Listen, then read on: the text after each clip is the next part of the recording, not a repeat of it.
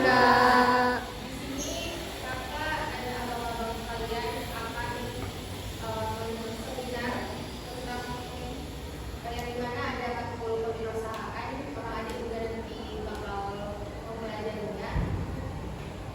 Tujuan dari seminar kami ini untuk mencapai tugas dari Ibu Mata, di mana tujuannya itu tentang proses penyusunan laporan PKL bagi mahasiswa jurusan manajemen informasi kesehatan. Kakak sebagai moderator, Sylvia Almera Rahab. Sebagai penyampaian materi. Saya Rohan sebagai komunikasi. Saya Nurul Sira sebagai komunikasi. Kenapa saya juga komunikasi?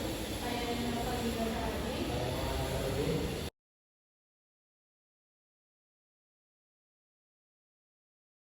Di PKL 1. Selanjutnya nama tim kita atau nama penyusunan nama yang menyusun kelompok prodi ada 8 bahan logo prodi masing-masing, jadi tidak ada 4. Baru nama prodi masing-masing dan juga nama instansi dan tahun ajaran diterangkan di bagian cover. Pada poin kedua itu lembar saya, lembar pengesahan. Ini harus diperhatikan benar-benar karena abang dan tim sudah pengalaman sekali bahwa di bagian lembar pengesahan ini kita mengaku sebentar. Ketika satu tulisan aja salah, maka kita mondar-mandir untuk melakukan konsultasi atau mengambil tanda tangan. Itu yang paling susah, mengambil tanda tangan dosen, apalagi bapak ibu dosen yang super spesifik ya. Jadi kita harus perhatikan mulai dari nama dosennya, CI-nya siapa, dosen pembimbingnya siapa namanya, dan juga ini salah sedikit aja itu kan nanti dicoret oleh dosen kita, maka harus kita ulang lagi mengambil tanda tangan. Seperti kami di PKL 2 berapa kali kami mengambil masukan visi-visi universitas dan visi-visi prodi, itu memang secara umum harus dimasukkan dan harus dibedakan lembarannya karena visi-visi kampus secara umum merangkul dan visi prodi itu lebih ke spesifik dengan tujuan prodi masing-masing. Selanjutnya masuk pada kata pengantar. Kalau kata pengantar seluruhnya itu mengandung ungkapan syukur. Contohnya kayak mengucapkan syukur kepada Tuhan Yang Maha Esa atas berkat Allah. Laporan ini boleh terbentuk dengan topik dan judul. Masih ada nanti kelanjutannya. Selanjutnya gambaran singkat. Kita menjelaskan secara singkat aja 3 poin, tidak panjang lebar karena ini hanya di bagian pengantarnya aja. Dan lalu masuk kita pada bagian apresiasi singkat. Nah, apresiasi ini bukan membuat suatu penghargaan, tapi ucapan terima kasih kepada pihak yang mendukung. Salah satunya dosen pembimbing. Tapi di laporan PKL ya, saya perhatikan singkat PKL 1-2 itu ucapan syukur itu diurutkan ternyata dari mulai ketua yayasan sampai rektor dan rektornya juga dosen pembimbing dan rekan-rekan tim penyusun laporan. Karena kan secara keseluruhan yang mendukung laporan PKL itu memang dari asal hingga asisinya segala macam, jadi harus ditentukan secara keseluruhan. Selanjutnya masuk pada daftar isi. Ini daftar isi ini memang merangkul secara keseluruhan dari urutan judul bab. Judul bab itu sebenarnya bab 1, bab 2, lalu masuk ke sub-bab yang biasa. Bab itu bukan kayak dalam tulisan apa ya, dalam bentuk hari. Nah, untuk melalui subbabnya belum masuk pada mangke 1.1, 1.2. Jadi harus disesuaikan. Salah sedikit mana harus koreksi lagi, revisi lagi. Itu yang selalu kita dapatkan. Tapi perlu lagi nanti disesuaikan dengan laporan lebih jelas. Informasi pengalaman. Masuk pada bagian berikutnya itu daftar gambar, daftar tabel dan daftar lampiran. Ini semua gambar yang dimasukkan sumber maupun contohnya kalau coding itu kebanyakan hasil laboratorium, hasil radiologi kita lampirkan di bagian belakang laporan. Tapi kita susun daftar aja di bagian di belakang daftar isi supaya contohnya kita mencari nih lampiran untuk radiologi, observasi. Dengan adanya daftar ini kita dengan mudah dapat tertera langsung dengan halaman-halaman ini. Kita langsung bisa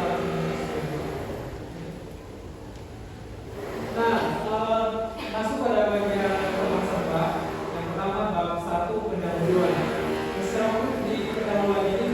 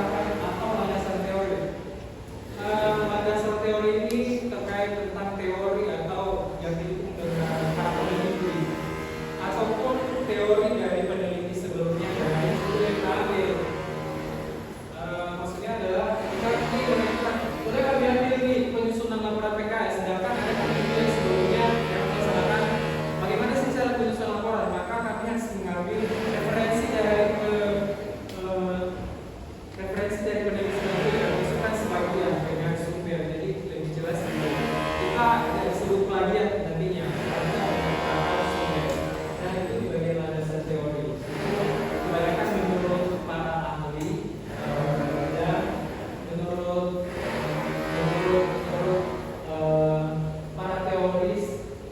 para teorisi yang telah belajar mengenai kasus-kasus terkait dengan selanjutnya masuk pada bab 3 yaitu adalah inovasi PKL. Nah ini juga memang tidak terlalu diperhatikan tapi penting untuk diperhatikan. Bahwa PKL juga kalau pada rumah sakit biota, Advent, ada Malik, bisa jadi kalau kita masih ada rumah sakit Advent atau enggaknya, ada Malik juga atau beberapa rumah sakit lagi. Jadi disesuaikan visi misi, kita ambil bahannya dari sana ataupun kita copy paste dari yang telah melaksanakan PKL 1 setelahnya itu. Selanjutnya bab tentang hasil dari pembahasan. Nah ini pada hasil bab pembahasan ini masih dari yang kita kerjakan yaitu hasil dari kita. Kalau kita karena abang coding dari itu, abang ngambil yang bagian coding dengan perhitungan seperti itu tentang sekolah apa di PKL 1, di PKL 2 jadi sesuaikan di nah grup pertama di bagian pembahasan itu yang pertama grup poin 1.1-nya ada TNK supaya lebih jelas capaiannya apa tugas itu sebelum masuk studi kasus yang kita ambil. Lalu soalnya kita masukkan judul atau studi kasus yang kita ambil. Contohnya kita mengambil kasus di Henry Pauluskan, jadi kita cari berkas dokumen rekam medisnya. Kita lakukan coding dengan melalui teknologi. Ada IED, ada pasien perkembangan rawat inap, hingga ada zoomnya. Nah, studi kasus ini dari kelas-kelasnya yang dari siapa aja sih Pak? Kalau di bagian teknologi sebelum teknologi, jadi kelasnya ada rekam medisnya, kalau hasil biolog dari ES, kemudian berapa, dan diurusan penjelasan singkat. Serta di bagian diuraikan di bagian halaman pertama itu. Selanjutnya di bagian tabel coding, ini abang bilang tadi setelah jadi teknisnya masuk pada tabel coding. Kalau tabel coding sebenarnya kalau bertanya gampang, apalagi kalau ada PPK. Jadi kita nggak perlu ribet-ribet harus bikin-bikin. Kalau kami dulu untuk melakukan revisi terkait tabel coding maupun itu laporan PKL ataupun sama kualifikasi. Ada yang kualifikasi kan? Itu kan kita selalu revisi. Ibu dari rekan kita yang bagaimana yang lebih spesifik yang mendukung suatu yang biasa. Tapi kadang-kadang kita yang kurang memahami ini terus-terusan sebetulnya itu lah revisi. Nah itu perlu diperhatikan tabel codingnya. Jadi saya bilang di tabel coding revisi 1 dulu tabel IED-nya harus dijaga. 2 perkembangan pasien rawatnya itu beda kalau yang baru 3 resursnya. Ada lagi elemen di dalamnya. Itu kalau saya abang jelaskan susah lah ada selanjutnya klarifikasi dan verifikasi kasus pidana yang berdasarkan ICD-9. Ini cuma dilakukan klarifikasi aja tata syarat dan pencarian di ICD-10 dan ICD-tindakan di ICD-10. Langsung validasi. Nah di bagian validasi ini langsung validasi bagaimana dia konsep itu bisa bagaimana kalau itu bisa ditindakan berdasarkan apa? Contoh bisa fisik, labnya apa? Tapi bukan berarti ada labnya di rekam medis kan itu dilakukan labnya hasil labnya. Sebenarnya kalau codingan itu kan kalau tidak mempengaruhi kondisi pasien itu kan dimasukkan deh. Itu kan dimasukkan. Kalau contohnya hemoglobinnya normal, leukositnya normal, itu kan perlu dimasukkan karena memang serologi itu diperiksa, cuma diperiksa memastikan apa itu semua hasilnya normal. Kalau normal nggak usah dimasukkan di bagian tabel coding karena tidak ada hubungannya, kecuali kalau ada hasil hemoglobinnya mendukung dia perusahaan pasiennya, maka itu perlu dilampirkan. Jadi yang tidak normal tidak perlu dilampirkan, apalagi di bagian resume itu nggak perlu dilampirkan. Soalnya bab 4 ini bab 4 terakhir adalah penutup, itu berisi tentang kesimpulan dan saran. Lalu dalam mustahil dan material dokumentasi itu mungkin bisa dibaca. Nah sekarang kita masuk pada pembelajaran yang kedua.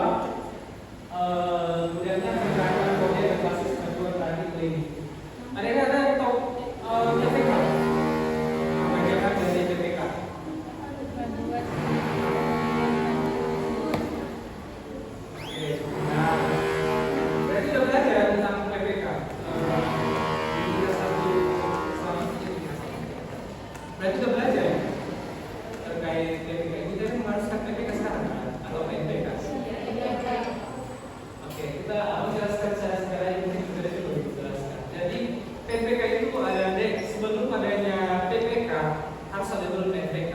PPK ini panduan nasional terkait keterbukaan yang dibuat atau disusun oleh pihak terkait, contohnya Permenkes, harus dicari oleh Permenkes atau Menteri Kesehatan harus diketahui. Sedangkan setelah terbentuknya itu digunakan secara nasional, secara umum. Nah, setelah itu terbentuk maka turunlah PPK. PPK ini panduan praktik klinis yang dimana lebih spesifik kebutuhan rumah sakitnya masing-masing. Nah, jadi setiap rumah sakit punya PPK masing-masing dengan konsepnya masing-masing, jadi tak sama.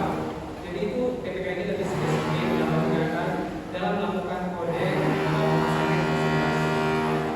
Nah, ini salah satu PPK yang kasus yang kami ambil yaitu hidrosefalus, yaitu satu gangguan pada sistem saraf ya, atau kecacatan di dalam otak. Jadi ini adalah panduan klinis cara dari pengertian universalnya, anamnesis, dan juga pemeriksaan sampai sebagainya. Anda bisa baca semua apa aja yang harus dilakukan pada sini itu terbuat dari semuanya di dalam PPK atau PPK. Jadi kita nggak perlu bingung lagi apa tindakannya ketika kita melakukan kode, melakukan coding. Nah, ini pengertian secara singkat aja. Sistem saraf itu adalah sistem pengendalian atau sistem koordinasi. Nah, ini adalah kasus yang kami ambil adalah satu hidrosefalus. Hidrosefalus adalah kondisi neurologis yang umum. Ciri khasnya kelebihan dalam produksi atau kumulasi gas. Selain proporsional, jadi ada penumpukan cairan di dalam otak. Ini ada anatominya, normal dan tidak normal. Nah, dalam klasifikasinya dalam SP10 itu berada di bab 4 kode G, G90 sampai G99. Tetapi ini bukan kode secara umumnya, di dalamnya lagi ada lebih spesifik, tergantung dari sebab akibat dari yang menyebabkan penyakit tadi dilihat. Jadi kalau kita sudah tahu untuk penyebab, maka kita perlu dari kode yang lebih spesifik lagi. Ini hanya secara umum, dia mulai dari G berapa sampai G berapa. Selanjutnya, tanda dan gejala sakit kepala, mudah kehilangan koordinasi, atau kesinambungan ataupun gangguan penurunan pada ingatan dan penglihatan. Pemeriksaan yang sudah dilakukan, pemeriksaan yaitu kardiologi, CT dan juga cek darah atau hasil laboratorium. Sedangkan tes eksperimen atau molecular sum ini mulai dari pemeriksaan dan juga pemeriksaan kemudian dengan lainnya. Dan kondisinya secara spesifik hidrosefalusnya ada yang dikatakan di kode nasional apa kode yang lebih dekat dari hidrosefalus makanya itu PPK itu penting dalam kode ini. Dari sahabat bilang bahwa terjadi penumpukan di dalam kepala. Ini adalah bentuk yang normal. Maka ketika terjadi gangguan dari penumpukan cairan, ini adalah cairan yang tertumpuk di dalam kepala atau jadi sehingga mengganggu sistem saraf yang menyebabkan gangguan. Nah, ini tabel coding. Konsep tabel coding ini yang mereka mau ya. Mereka ketika nanti ketemu seminar sama mereka begini konsep dalam pendidikan di dalam PPT. Kan sebenarnya tabel coding panjang kali, mulai dari ya pertama sampai hari keempat, kelima berikutnya, jadi ketika awalnya jadi sedikit pusing. Maka dari sekarang secara keseluruhan kita beri di sini mulai dari analisa dan yang pertama dulu diperhatikan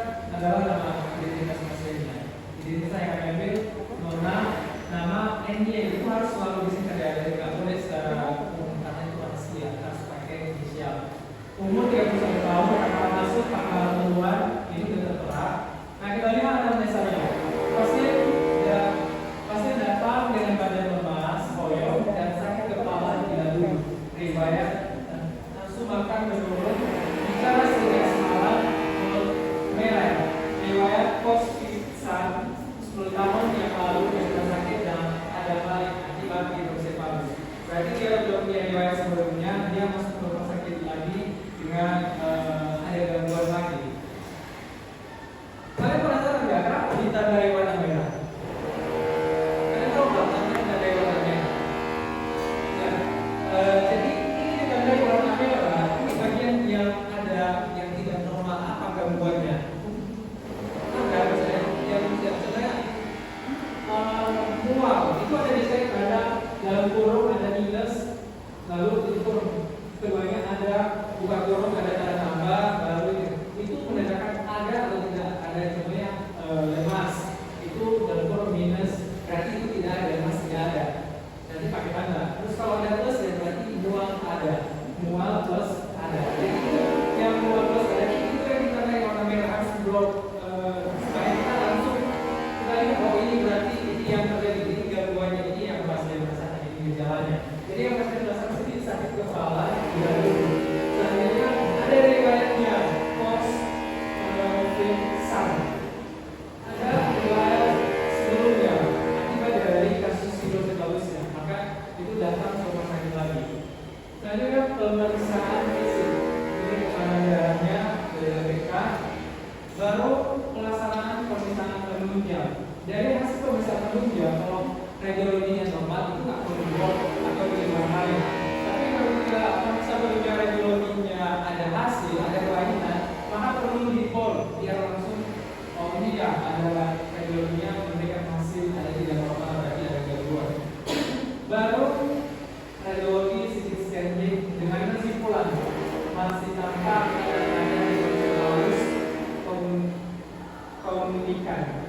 Pada tanggal ini tanggal pelaksanaan hasil kedua dari hasil radiologinya.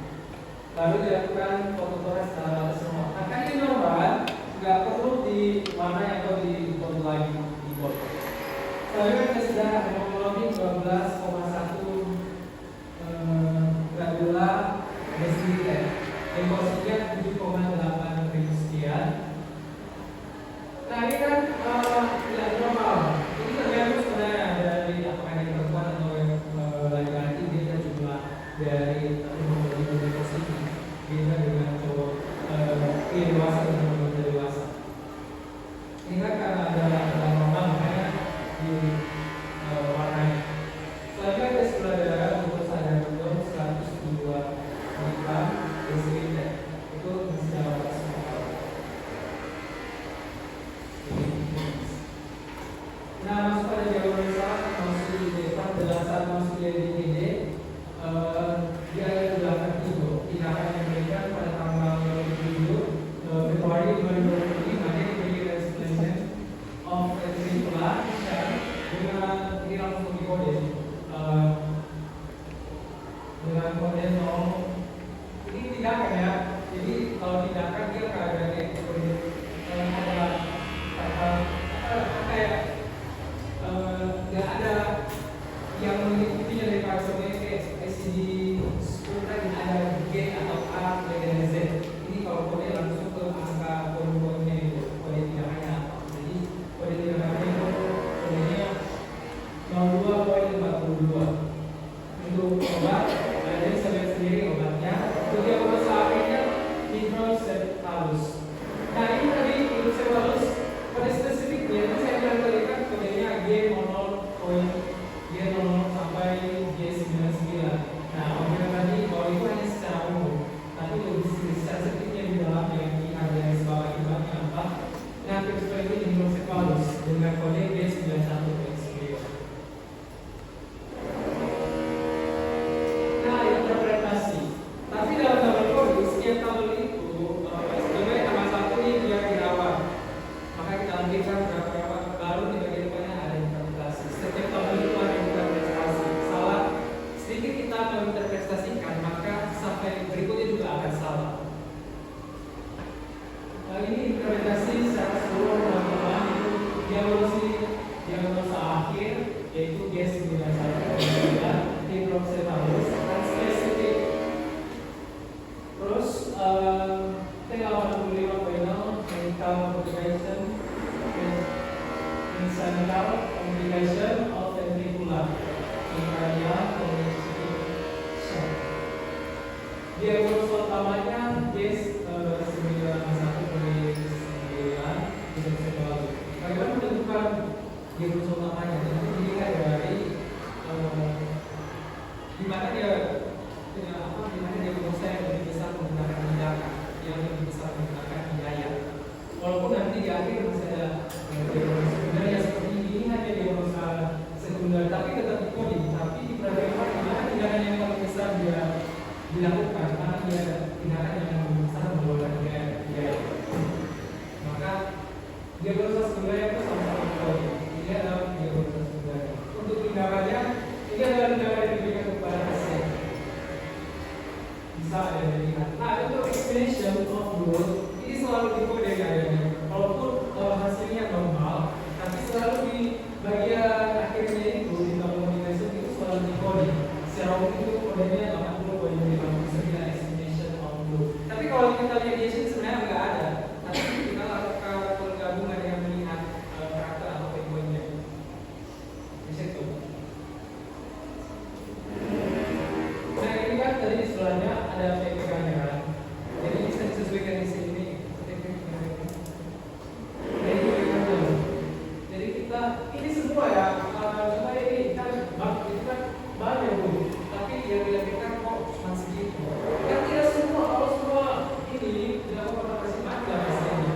Kan semua penyakit itu tidak kondisi parah gitu. Tergantung situasi keparahannya. Maka dia juga tindakan yang diberikan. Tidak semua tindakan yang tertera di sini diberikan. Tapi tidak keparahannya disesuaikan dengan tindakan yang diberikan. Nah, yang terakhir validasi. Ini yang tadi dibilang validasi. Contohnya validasi dari urusan pasien punya M berusia 31 tahun dapat diberikan berdasarkan hasil analisa di UGD. Di mana pada saat pasien tiba di UGD tadi, pasien ini datang dengan badan lemas, sakit kepala, lembut, bicara susah, mual ada, dan muka riwayat post-pepsan 10 tahun yang lalu di rumah sakit ada maliknya, kita belum masih bagus. Jadi dia dulunya pasien dari rumah sakit ada malik, rumah sakit ada terus dia rumah sakit tidak ada. Jadi berdasarkan catatannya, terus dilakukan pemeriksaan fisik dengan hasil ini bisa kita lihat sendiri. Mulai dari pemeriksaan dalam lengkapnya, mulai radiologi dan pemeriksaan penunjang lainnya. Nah, lampiran. Ini hanya lampiran aja. Jadi kita diminta untuk lampirkan. Yang paling penting adalah memang resume dilampirkan, tapi yang paling penting hasil dari radiologi. Sebenarnya dilakukan operasi, maka perlu kita lampirkan tindakan dan juga prosedur operasinya apa. Kita lampirkan sebagai bukti. Ketika nanti kita inspektor, kalau salah ngomong aja, mana buktinya segala macam, maka perlu kita lampirkan hasil lampirannya itu. Tapi yang diperhatikan, kita harus sembarangan untuk menempelkan berkas medis di dalam PPT walaupun kita lihat tidak cuma kita aja yang melihat. Kita perhatikan identitas pasiennya harus diikuti, bahkan keluarga medisnya harus kita samarkan kalau kita memilikinya. Contohnya keluarga medisnya 21, 22, 23, 24, maka kita harus mengubah di bagian depannya, contohnya 22, XX untuk menyamakan dia tidak mengetahui orang lain, karena kita kan tahu dia orang lain ada menjatuhkan instansi. Kita mungkin dia menemukan berkas medis banyak sekali, padahal kalau kita dilarang segala macam, maka instansi itu akan pernah hukum gitu, akan bertentangan sama hukum, karena informasi identitas pasien itu harus dideklarasi atau pasien itu harus rahasia.